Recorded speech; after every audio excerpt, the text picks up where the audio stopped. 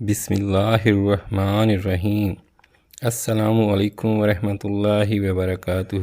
سعد بن ابی وقاص رضی اللہ تعالیٰ عنہ سے مروی ہے، صحیح مسلم کی روایت ہے، رسول اکرم صلی اللہ علیہ وآلہ وسلم نے فرمایا، جو شخص اذان سنتا ہے اور ان الفاظ کو اپنی زبان پر لے آتا ہے، اشہد ان لا الہ الا اللہ وحدہ لا شریک لہ وان محمدا عبدہ ورسولہ رضیت باللہ ربا وبمحمد رسولا وبالاسلام دینا غفر لہ ذنوبہ۔ حضور اکرم صلی اللہ علیہ وآلہ وسلم نے فرمایا، یہ کلمات جس زبان پر آ جائیں ملک الموت کہنے والے کے گناہوں کو معاف کر دیتے ہیں۔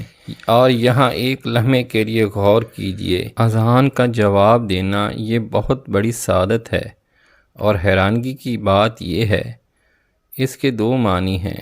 پہلا معنی کہ جو اذان سنتا ہے پھر بھی نماز نہیں پڑھتا اور بغیر توبہ کے وہ دنیا سے چلا جاتا ہے، بلا شبہ وہ تارک نماز جنت میں کیسے جائے گا۔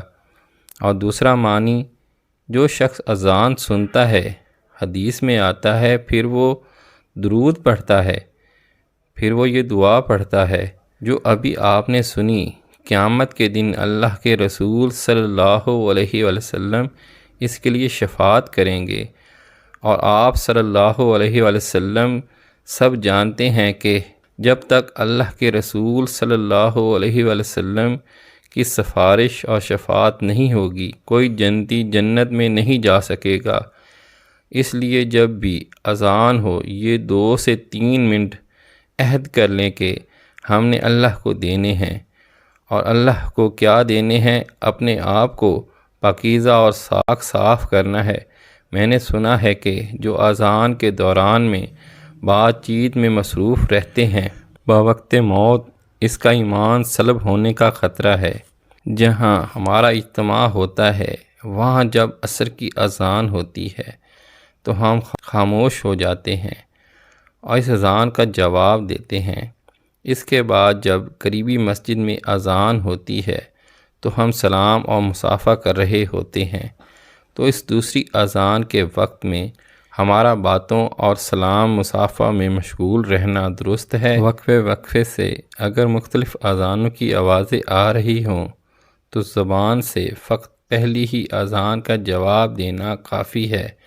البتہ بہتر یہی ہے کہ سب اذانوں کا جواب دیں، لہٰذا اگر پہلی اذان کا جواب دینے کے بعد دوسری اذان کے دوران میں سلام و مصافحہ میں مصروف ہوں تو شرعاً حرج نہیں۔